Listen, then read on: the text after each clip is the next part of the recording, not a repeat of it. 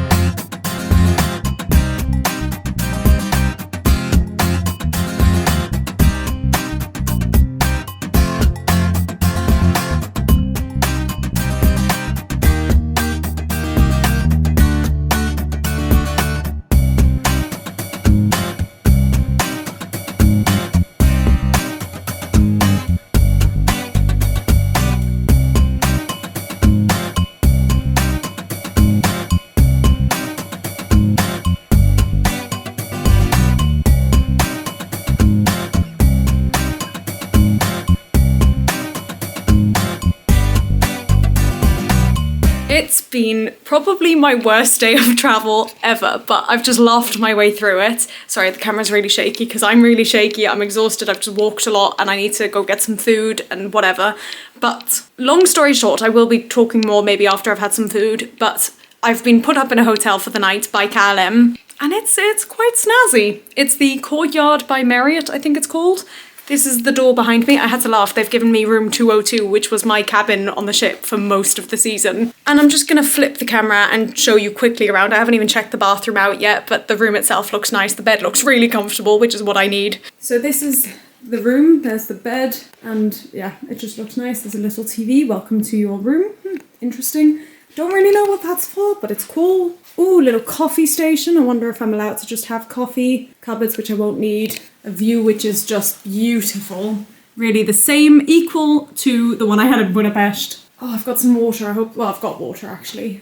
Plugs next to my bed, that's always nice. And now I always like to have a look at the bathrooms. I like this door already. That's cool. Ooh, nice shower. Very, very nice. Oh, look at that. Hello, it's me. So, can't complain. Well, can about other things, but that's not important right now.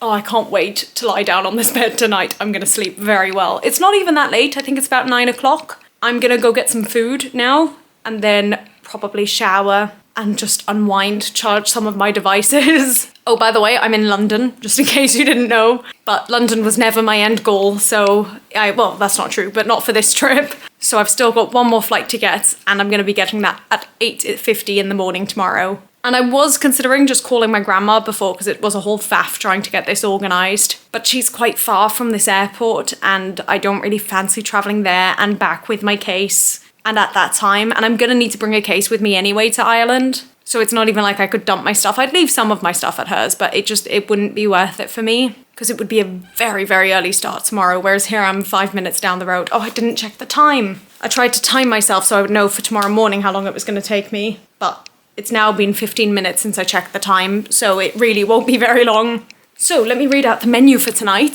So they've got a starter, a main and a dessert, but I can choose 2 out of 3. For starter, they've got a soup of the day or signature blend chicken wings, which obviously I'm not going to have. For main, they've got pizza margherita, chicken tikka masala, which actually sounds really good, but obviously chicken, so no thank you. Vegetable green Thai curry, which does sound really nice, but curries are spicy and I'm not good with spice. And then a K&B beef burger, which again sounds really nice, but I don't eat beef or bacon. There's bacon on there as well. And then for dessert, they've got chef's choice of cake or a selection of ice creams. So I think I'm going to probably end up going for pizza margherita and then a dessert. I don't know which yet. Although what's interesting is things are labelled as vegetarian and vegan on here, but the pizza margherita isn't, so I'm going to have to ask about that. And then tomorrow my flight's at 8:50. They said breakfast here is from 6 till 10, so I'm thinking maybe I go bang at 6, even though I would probably want to be at the airport at 6, but I think if I go down for breakfast with my stuff at 6 o'clock, and then once I've finished eating I can walk straight out. And I'm not far from the airport, it's a tiny airport, and otherwise I'll just be sitting around, I think. And I'm flying within the UK, so I don't even think I'll need to go through passport control or anything like that. So I reckon if I leave at 6:30, I'll be safe. Oh, I feel risky. But I think that's my plan for the morning. Go for breakfast at 6 and then leave once I've finished eating. And then I should land in Belfast around 10, and then I need to figure out if I'm going to be picked up or if I'm getting 2 coaches to bring me to my friend. But we'll figure that out later. I am very warm. I think I need to get this coat and jumper off. I need to take my passports out of my pockets, and then I'm going to head down, eat something, drink something. I'm thirsty. I don't know if I get drinks with my meals. I presume I do. And then I can feel the tiredness of the day hitting me. I will talk to you after about everything. I'll probably have a shower first, but I will see you all later. Goodbye. Hello. So, time to hear about my fantastic day. I have finished eating, I've showered and changed, obviously. I ate so much more than what I needed, but I can't leave food, so I ate it all, and I regret it now because I'm very, very full, but it was nice, it was tasty. So, I've tried to write down some notes. I wrote these down, I think, on my 3rd flight of the day. But the thing that's mental to me, I'm not there yet. I've still got, another 12 hours or so before I'm there. But the fact that a trip from Germany to Ireland is taking me to 4 airports, 3 planes, a hotel, plus more, it's just mental. In fact, I think it's 4 planes and 5 airports. I don't know. It's too many. We'll do the final countdown once I've done the trip. I woke up this morning around 8:30 to say goodbye to my cruise director and some people from the other ship.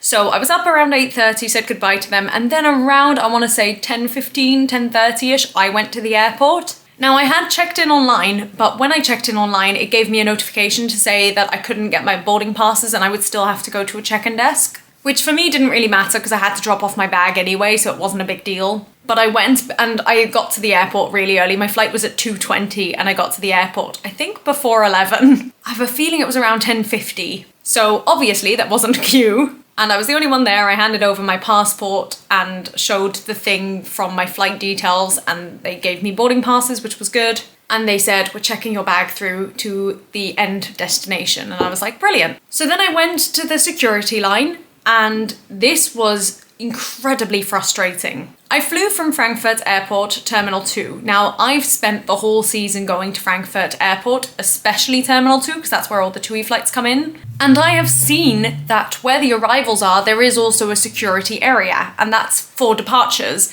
And that's where I went. And what I don't think I ever realised was just how slow it was. I have been fortunate enough to travel a lot in my life, especially in recent years, and I've been to a lot of airports, and I've seen how they operate, and some are better than others. This was one of the worst I've ever seen, which is mental when you consider how big Frankfurt is and what kind of a hub it is. But it was so slow, and I could see why. First of all, most airports, when you do security, have multiple places for people to stand and unpack their bags and whatnot. But here there were maybe 4 rows, but each row you could only take one person at a time. So I was stood behind a family of 3 who were taking ages to get their bags and stuff sorted. To be fair, they didn't seem to be one of those people like me who are totally prepared and know where everything is and have taken out their bag of liquids and their devices and whatnot. But still, it was so slow. Because there wasn't even space for all 3 of them to do it at the same time. They literally had to do it one person at a time. It was ridiculous. And they didn't have enough of the trays for things to go in. So when it was my turn then, they had 1 tray, but I needed at least 2. I think I ended up even with 3. And after the first one, I had to wait ages for the next one to even just come through. So that was already stupid. And then on top of that, most airports, almost all the airports I've been to, for security, they have like a little gate kind of thing that you just walk through. And then if you beep, you go to a separate one where you have to stand for like 3 seconds in a position. This airport didn't have the little gate thing. Every single person had to stand in that position for 3 seconds and then go through. But they only had one of those gate things for each 2 lines. So you know how I said there were 4 lines? There were only 2 of those machines. And then on top of that, literally every single person got beeped and had to step aside and get body scanned, including me. But literally every person. Whilst I was stood there and whilst I was stood in line, I didn't see a single person go through without being stopped. So it was just a very, very slow process to get through security. But bear in mind, I was at the airport 3.5 hours early, so I wasn't feeling too stressed. And then I got to the other side, and there was nothing. I had got it in my head that my gate was E21, but it was D. So I started walking the wrong way and then turned around and realised. And I got to my gate and I just looked around because my plan was to have lunch there, and there was just nothing. Also, at no point was there passport control, but this is because I flew from Germany to Amsterdam. So we stayed within the EU. But there was literally nothing to do. There was nowhere to sit where I could charge something. There were no outlets. There was nowhere to fill up my water bottle. That really annoyed me. There were hardly any toilets. They were way down one way and I went to them, but they were all right. And when you wanted to wash your hands, it was warm water, so you couldn't fill up your water with that either. Oh, it was just a very frustrating airport experience and a very annoying airport to be stuck in for 3 hours. Anyway, got on the flight eventually and started boarding and everything went as normal. We were all on the plane at the right time.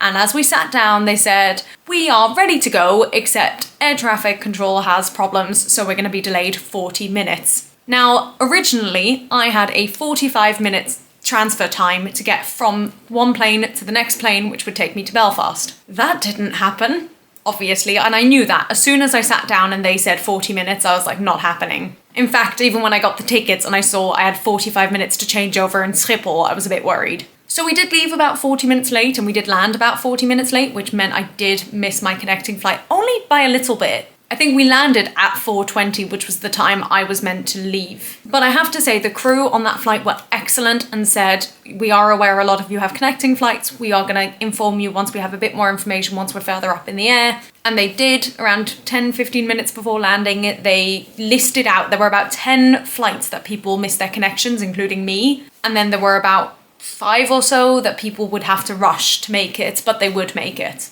But they gave us all that information and they told us as soon as we land, we will tell you when you can go on your phones. Check if you've already been assigned a new flight, because most of you have. And if you haven't, go to a transfer desk and find out more. So as soon as we landed, I checked and I had been given a new flight and it was via London to go to Belfast. And again, I would only have a transfer time of about 50 minutes, 50. But it was London City Airport, which is tiny, so I wasn't as concerned. And it gave me about 2 hours in Schiphol, so I didn't realise this, but as I went to check in for that new flight, as I went to get my boarding passes, they also gave me a €7 voucher to use on food, so I got myself some supper, or lunch, or whatever mealtime it was. I guess it was probably lunch, because I hadn't had a proper lunch, but it was also around 5 o'clock at this point, so I don't know. Boarding for that next flight went really smoothly, everyone was there, we were totally on time, we were ready to go at 6:20, we start moving and then we stop and the pilot makes an announcement to say there's been a technical issue, we need a certain something to help us land in London City, isn't showing up on the dashboard,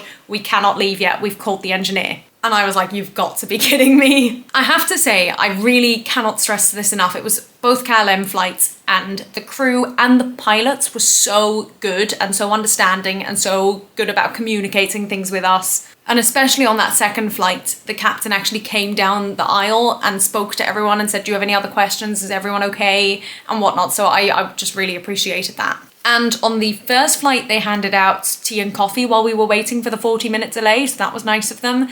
And on the second flight, I don't think they did, but they did offer water, I believe. And what was really nice on the second flight was that they had USB power points, so I could charge my phone, because at this point it was already on like 35%, so it was running really low. So I was very happy to have that. And you couldn't have had it charging during takeoff, but because we weren't moving, they said you can, so it was fine. Anyway, after about 20 minutes or so, they fixed this technical issue and the pilot comes back on the microphone and says, we've fixed it, good news, and we know we've done extra tests to make sure that it definitely won't crash on us while we land in London, so everything should be fine. However, that's taken up a lot of our fuel, so now we need to wait and refuel. And literally everyone just burst out laughing. We were like, you've got to be kidding. And then we waited, I would say about half an hour or so for the refueling, and eventually the captain came back on the microphone and said, they haven't even come yet, we don't know what's taking them so long, we've called them a couple of times, we don't know why they're not here yet. So at this point I was like, right, I've missed my connecting flight. One thing I forgot to mention actually is when I was in Amsterdam, when I landed, they'd already assigned me that flight via London,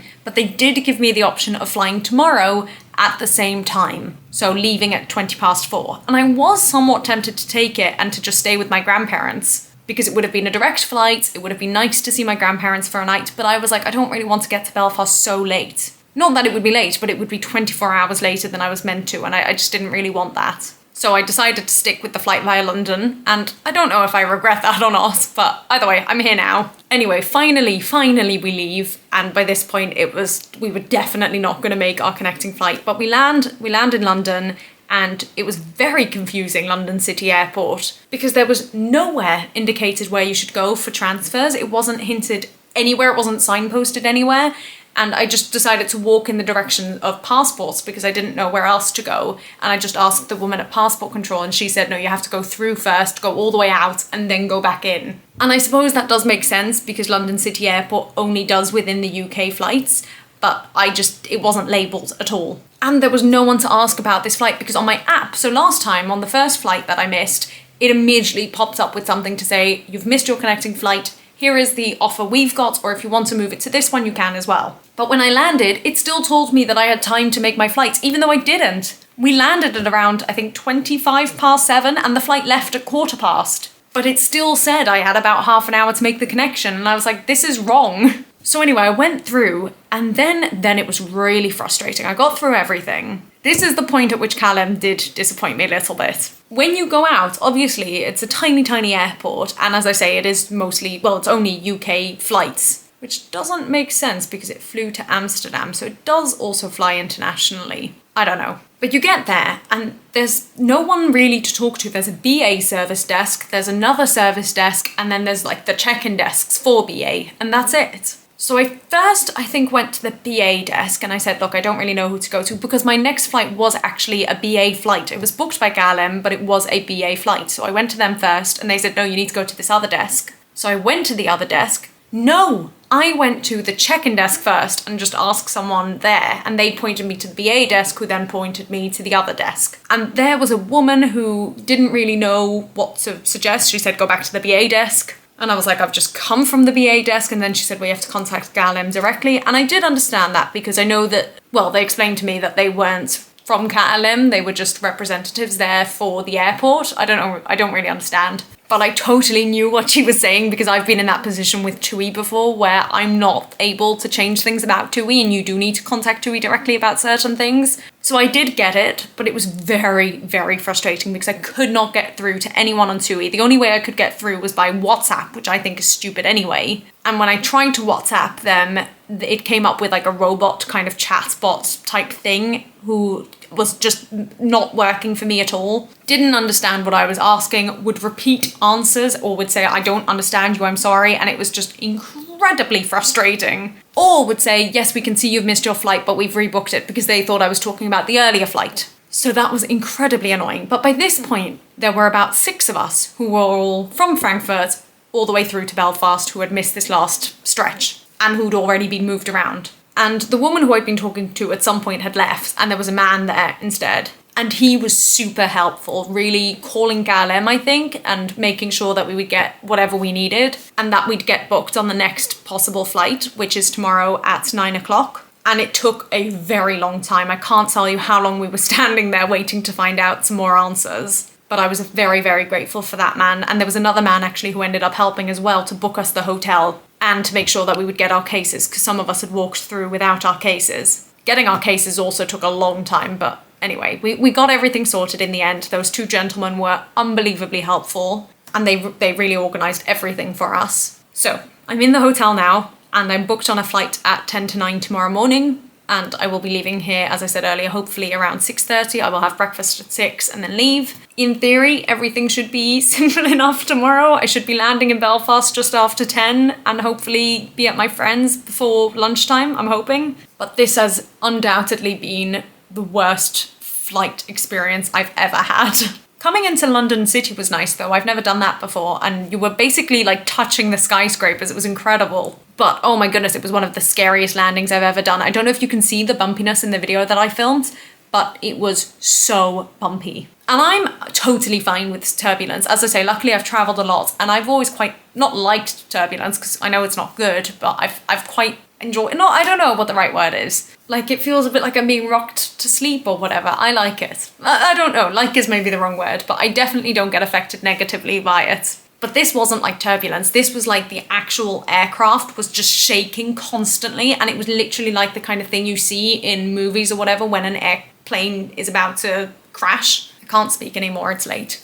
It was genuinely really like nerve-wracking. But what I do have to say is that I appreciate that obviously they took the safety measures that were necessary, and it means they work because they know that something wasn't working and they managed to fix it. So that is at the end of the day the most important thing, even if it does mean I keep missing my flights. I don't think I've ever missed a connecting flight before, or any flight for that matter. So this has been a very interesting experience, and even though that final stretch was very frustrating from KLM, that I didn't hear anything at all, it was solved very well, and overall I've been very pleased with KLM. I feel very lucky that that was the airline that this happened with, and I feel lucky that there were USB ports on that second flight, and I feel lucky that also, this is another thing that was very important to me and that I felt very grateful for. Originally my flight was Frankfurt, Amsterdam, Belfast, and stopping in Amsterdam I always knew was a safe bet, even though I didn't book it. But I felt really lucky that that was the airport I was flying through, because I knew that if something happened, my grandparents don't live very far from the airport, and I'd be okay. And even if they had something on, which they actually did today, I still have friends. You know, there are enough people in Amsterdam that I can contact, or near Amsterdam, so I would have been okay if I had been stuck there. And then obviously the flight changed to being via London, or not, well, added to being via London. And again, this is a place where if I'm really stuck, I've got more than enough connections. And I did at one point consider just going back to my grandma's, but then I thought, no, I don't really want to be dragging myself backwards and forwards between there and the airport. But at no point did I feel worried about anything like that because I knew everywhere I was going I would have support if I needed it, which was a very comforting feeling. It's just frustrating to not be with my friend because we already had such limited time together and now that's been minused by another day, which is a real shame. But that's how it goes sometimes, unfortunately. That is my very long story of my travel day today. I've still got more to come tomorrow, aren't we lucky? But I am now going to get ready for bed.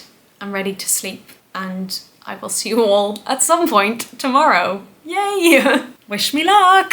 And I do feel nervous about leaving at 6:30, even though that's still 2 hours 20 before my actual flight departs. And I am literally down the road and there's not going to be passport control. So I don't need to be worried, but I am. I think I just feel the bad luck from today is going to seep through to tomorrow, but we'll make it work one way or another. Anyway, that's all from me tonight, and I will see you tomorrow. Goodbye.